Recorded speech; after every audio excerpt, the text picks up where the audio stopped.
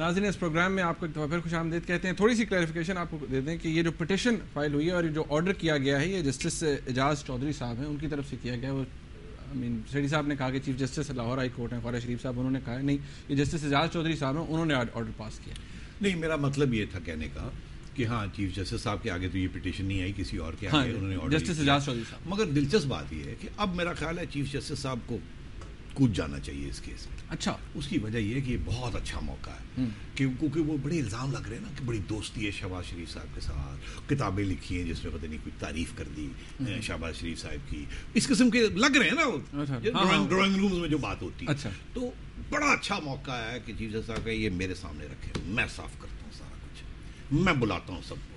اب after all Chaudhry صاحب بھی تو کر رہے ہیں نا سپریم کورٹ. خواجہ صاحب نے اس کا نا, خواجہ شریف صاحب نے اس کا ایک ثبوت دیا ہے, وہ سی سی پی او لگایا نا پچھلے دنوں احمد رضا طاہر صاحب کو چیف منسٹر صاحب نے, تو انہوں نے اڑا کے رکھ دی.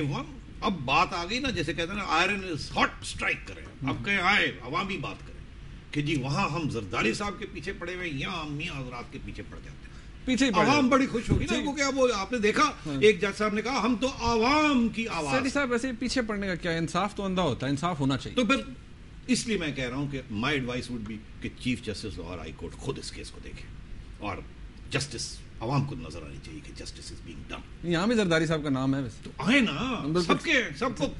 اچھا اب آئیے, یہ تو میں میری ایڈوائس ہے, پتہ نہیں میری ایڈوائس لی جاتی یا نہیں لی جاتی, مگر عوام یہی چاہیے, عوام یہ چاہیے بالکل.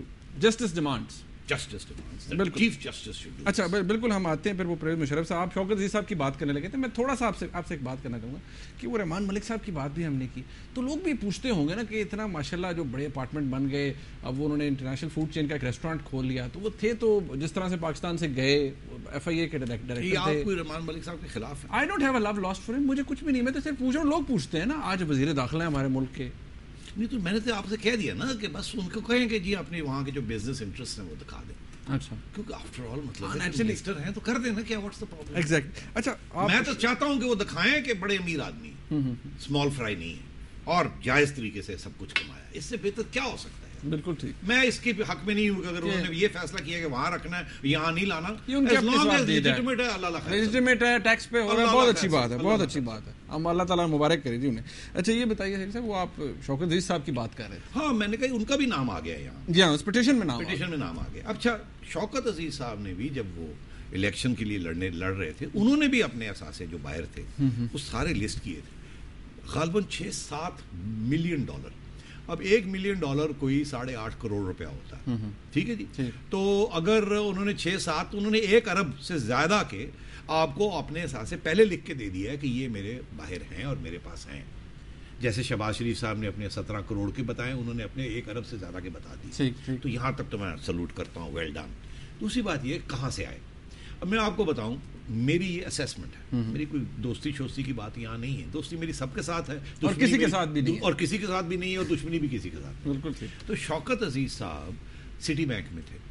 اب حال ہی میں آپ نے دیکھا میں نے انٹرویو کیا تھا شوکت ترین صاحب کا, جو ہمارے فائنانس منسٹر سے, اور میں نے ان سے یہ پوچھا, میں نے کہا آپ نے ایک بڑی زبردست جاب تھی آپ کی سٹی بینک میں, ایجپٹ کے آپ ہیڈ تھے سٹی بینک, تو آپ کو تو وہاں سال کا $1 ملین آپ مطلب ہے کہ 1-2 کروڑ روپیہ مہینے کی ان کی وہاں سیلری تھی, چھوڑ کے آپ آ گئے یہاں حبیب بینک. ٹیچر صاحب بینک اڑ گیا تھا اس وقت, وہ لاسز میں جا رہا تھا, اس کو ٹھیک کرنے کے لیے.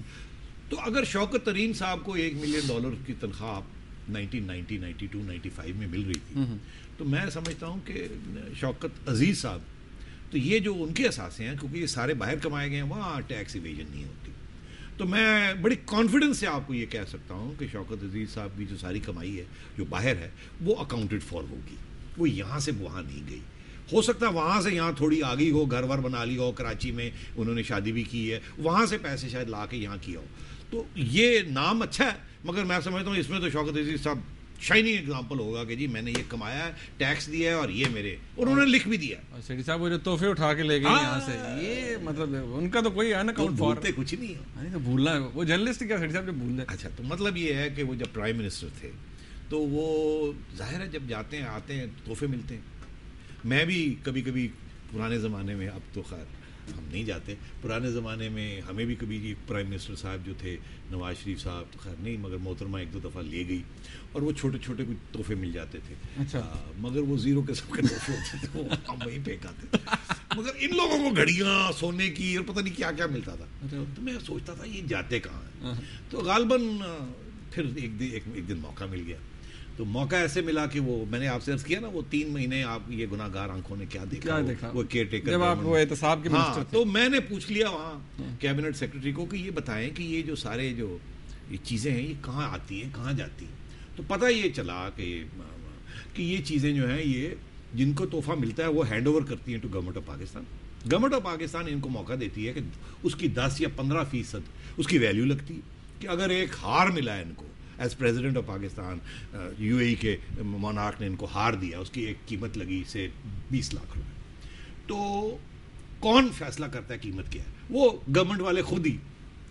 ایکچولی ہوتا یہ ہے کہ 50 لاکھ اس کی قیمت ہوتی ہے, یہ ان کی قیمت 20 لاکھ لگا دیتے ہیں. اس کے بعد 3 لاکھ روپے کا 15% پہ کہتے ہیں جی آپ نے خریدنا ہے تو خرید لیں, نہیں تو ہم یہ رکھ لیتے ہیں اپنے پاس. تو یہ سارے خرید لیتے ہیں. تو دلچسپ بات ہسٹری آپ دیکھیں, جب محترمہ پہلی دفعہ آئی تو وہ بھی سب کچھ لے گئی جو ان کو ملا. نواز شریف صاحب جب آئے تو شروع میں انہوں نے بھی لینا شروع کیا, مگر اس کے بعد انہوں نے بند کر دیا. انہوں نے یہ اس کا کیا نام ہے اس کا, یہ جو گورنمنٹ کا خزانہ ہوتا ہے جس میں سے یہ لیتے ہیں, مجھے نام بھول رہا ہوں اس کا, اسٹیٹ بینک نہیں وہ کون سا سم تھنگ خانہ کیا نام ہے اس کا, بہرحال تو وہ اس میں سے انہوں نے لے لیا اور پھر بعد میں نواز شریف صاحب نے لینا بند کر دیا. اسی طریقے کے ساتھ مشرف صاحب نے بھی سب چیزیں خریدی. شوکت عزیز صاحب بھی 15% پہ جو ان کو ملا وہ لے کے چلے گئے.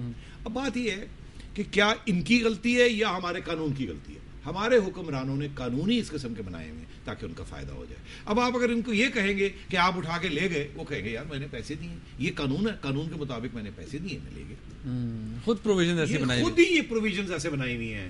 یہ اس کو ختم کرنا چاہیے. مشرف صاحب بھی لے گئے تھے, مشرف صاحب بھی لے گئے, یہ سب لے جاتے ہیں. ذکر آ گیا مشرف صاحب کا, وہ پیکج میں نے دیکھا مشرف صاحب بھی, وہ کتنی اس کی ویلیو دیکھیں, وہ کروڑوں روپے کا فلیٹ ہے, 3 بیڈروم فلیٹ. ہاں میرا خیال ہے کوئی $1.5-2 ملین کا ہوگا.